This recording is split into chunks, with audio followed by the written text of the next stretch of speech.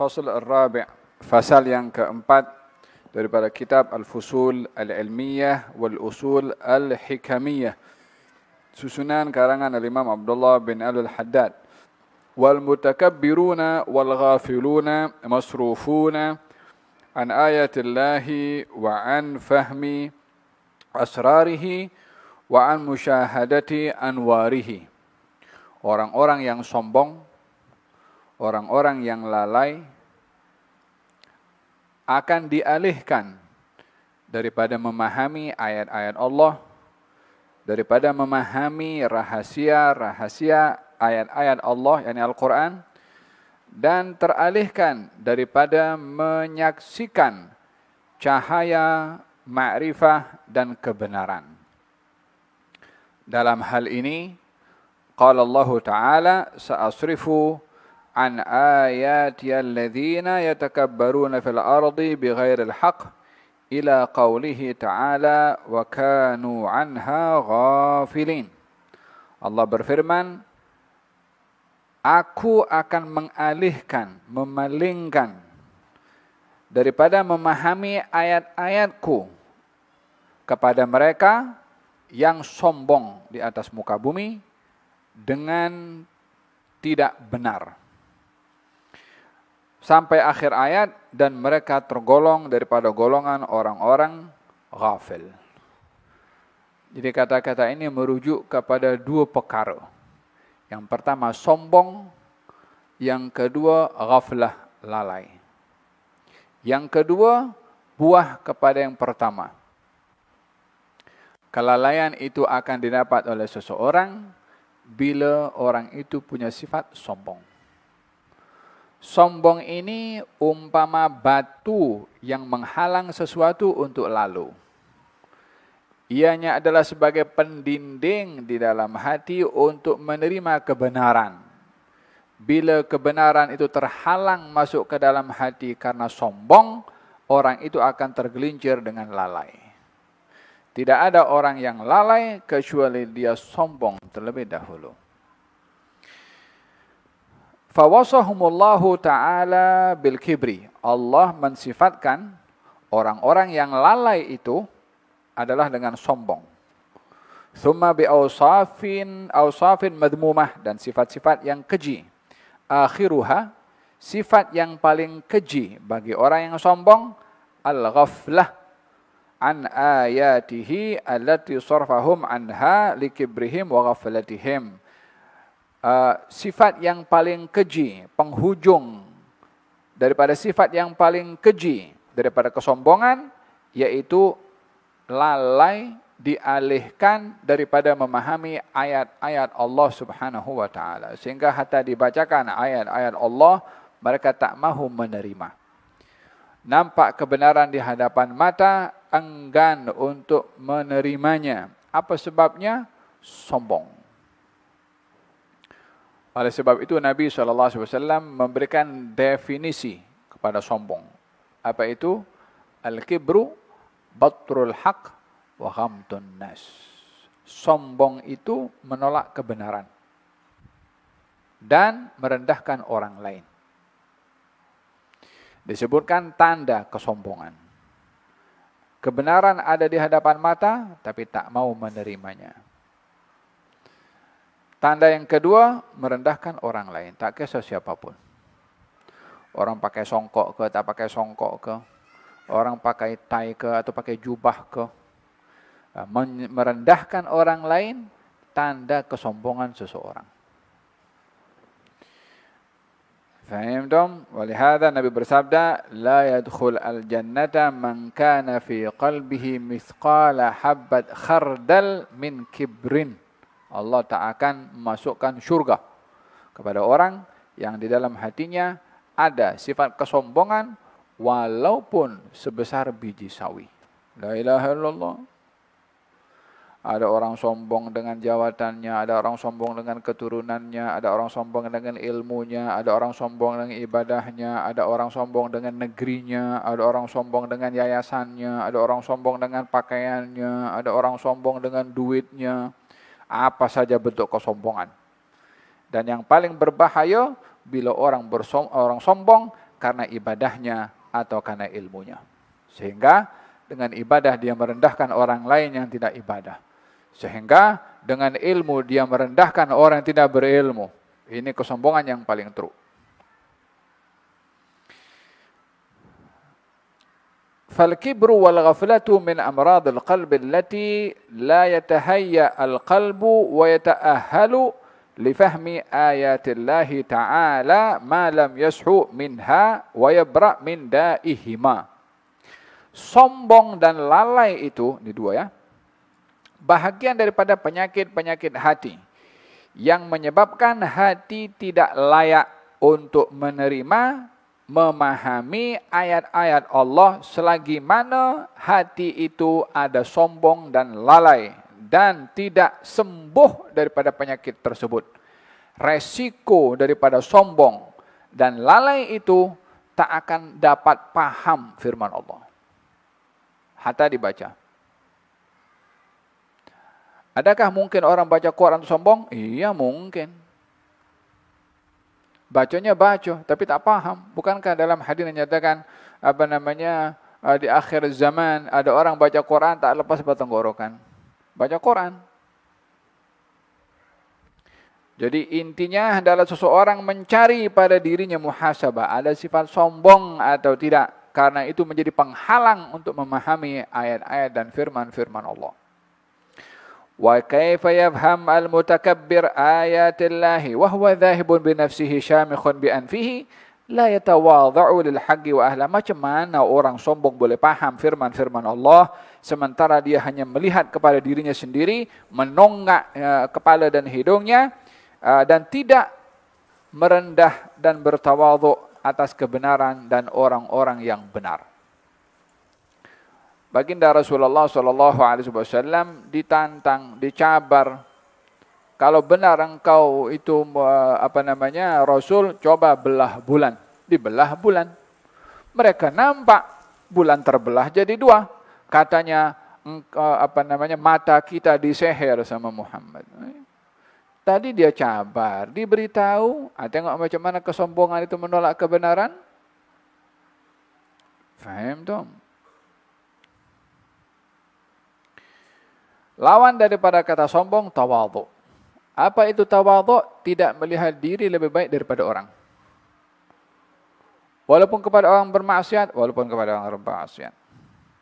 Kenapa kita tak boleh tengok diri kita lebih baik daripada orang bermaksiat sementara kita berbuat taat? Kita hadir majelis ilmu, buat taat, orang lain ada maksiat. Kenapa kita tak boleh sombong? Sebab yang menentukan pada antara kita dengan mereka bukan saat ini. Bukan saat kita beribadah dan bukan saat dia sedang bermaksiat. Karena kita yang sedang beribadah sekarang, kita tidak jamin ibadah itu kekal sampai kepada penghujung hayat. Dan orang sedang bermaksiat sekarang bukan menjadi penjamin sampai penghujungnya dia bermaksiat. Mungkin hari ini dia bertukar jadi orang baik. Mungkin hari ini dia menjadi orang yang meninggal dunia dalam keadaan husnul khatimah. Tahukah itu cerita orang yang sudah bunuh 100 orang? Akhirnya dia masuk syurga, azam bertaubat. Belum lagi buat taat. Akhirnya masuk syurga. Sepanjang hidupnya dibunuh orang 100 orang. Itu di zaman Nabi Musa ada orang alim itu yang doanya mustajab. Akhirnya penghujungnya dia menjadi orang yang mendoakan kebinasan untuk Nabi Musa. Akhirnya Allah Subhanahu Wa Taala binasakan dan azab kepadanya. Walaupun asalnya orang baik. Faham dong? Qala qattaba Allah ala qalbih kama qala azza wa jalla kadzalika yatba'u Allah ala kulli qalbin mutakabbirin jabbar. Demikian Allah dah cop, yakni kepada orang yang hatinya tertutup daripada kebenaran, qalbin mutakabbirin jabbar, hati yang mutakabbur dan sombong. Nah, wa ammal ghafil itu tadi sombong ya. Wa ammal ghafil adapun orang yang lalai, fali'anna ghaflatahu qad a'radat biqalbihi an fahmi ayati rabbih. Adapun orang yang lalai itu disebabkan oleh kerana kelalaiannya yang memalingkan hatinya daripada memahami ayat-ayat Tuhannya. Dia baca ayat, dia paham maksud, tapi karena lalai, dia tak mahu menerima. Dia enggan untuk mengambil. Jadi orang lalai itu bukan bermakna dia tak tahu. Kalau orang tak tahu, diberitahu. Dan ada beberapa perkara karena ketidaktahuan itu boleh dimaafkan. Tapi yang lalai ini, dia tahu tapi tak mahu untuk menerima apa yang dia tahu daripada kebenaran. Itu lalai. Katanya, fasara mudbiran muwaliyan anillah. Dengan demikian, karena lalainya tadi dia lari daripada Allah. Tahu, tapi dia tak mau menerima. Walidhalika amara Allah nabiyahu alaihi salam bil i'rad amman tawalla faqala subhanahu wa ta'ala fa'arid amman tawalla an dzikrina wa qala ta'ala wala tuti' man aghfalna qalbahu an dzikrina. Kamu wahai Rasulullah Muhammad jangan sekali-kali taat kepada orang yang kami lalaikan hatinya daripada mengingati kami. Yang kami lalaikan. Apa maksudnya kami lalaikan? Adakah bermakna Allah melalaikan si fulan daripada mengingati Allah? Kalau begitu perbuatan lalai itu perbuatannya Allah kepada si fulan. Bukan begitu. Yang dimaksudkan adalah orang memilih untuk lalai daripada Allah sehingga pilihannya untuk lalai dilalaikan. Bukan karena Allah melalaikan tanpa sebab perbuatan manusia itu. Karena Allah itu Maha memberi hidayah, Maha baik, tidak mungkin perbuatannya tidak baik. Yang mengenali Allah itu yang Maha baik, tidak akan memahami Allah mentakdirkan yang tak baik pada hambanya, sementara kita yakin kalau Allah Maha baik dan memberi kebaikan. Jadi oleh sebab itu, kalau orang tak belajar, maka dia mengatakan, wala tuti' man aghfalna qalbahu an dzikrina. Kamu jangan taat kepada orang-orang yang kami lalaikan hatinya daripada mengingati Allah. Sehingga sebagian orang mengatakan kepada Allah Subhanahu wa taala, ya Allah, kami lalaikan engkau. Macam iblis. Iblis dihalau oleh Allah Subhanahu wa taala. Apa sebabnya? Disebabkan dia tak mau taat atas perintahnya Allah. Apa kata iblis? Qala fa bima aghwaytani la'aqudanna lahum siratakal mustaqim. ثم لآتينهم من بين أيديهم ومن خلفهم وعن أيمانهم وعن شمائلهم ولا تجد أكثرهم شاكرين. Dia kata kepada Allah Subhanahu wa taala, "Ya Allah, sebagaimana engkau sesatkan aku." Dia kata, "Sebagaimana engkau sesatkan aku, maka aku akan duduk di jalanmu yang lurus." Ini dia isytiharkan declare perang dengan Allah. Tak tanggung-tanggung nak perang dengan Allah Subhanahu wa taala. Tengok macam mana sombong ni kan. Dia tak pandang siapa yang akan dilawan, Tuhan pun dilawan. Tak cukup daripada itu, dia lempar kesalahan kepada Allah Subhanahu wa taala. Dia lupa kesalahan dirinya ketika enggan untuk taat kepada Allah. Dia lupa kepada dirinya untuk insaf dan mohon maaf kepada Allah. Justru dia buka ruang untuk membela diri dengan menyalahkan Allah Subhanahu wa taala. Dia tak kenal ke siapa yang dipersalahkan tuh. Kalau makhluk seperti dia, mungkin. Tapi ini persalahkan Tuhan. Mentaliti seperti ini ada kadang-kadang berlaku kepada orang-orang yang tidak kuat imannya sehingga mempersalahkan Allah pada ketentuan qada dan qadarnya. Kata iblis, fabima aghwaytani, seperti mana engkau ya Allah sesatkan aku daripada jalanmu yang lurus, aku akan duduk jalanmu yang lurus. Aku akan datangi mereka, manusia, anak-anak Adam, daripada depan, daripada belakang, daripada kanan, daripada kiri, sehingga engkau ya Allah tak akan jumpa orang yang bersyukur kepada engkau. Dia marah pada Allah. Yang disesatkan orang yang tak ada kaitan dengan dia. Geramnya dia kepada Allah SWT. Kejamnya orang sifat sombong itu kan. Dia tak pandang lagi dengan siapa dia berbicara. Dia tak ukur neraca itu, letakkan kata-kata yang diungkapkan itu kepada siapa. Apa sebabnya? Sombong. Oleh sebab itu penyakit yang berbahaya kepada seorang adalah penyakit sombong. Paham dong?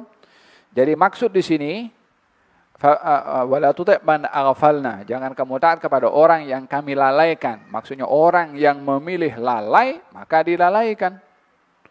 Pilihannya sendiri. Fahdhar asyaddal hadar minal kibri.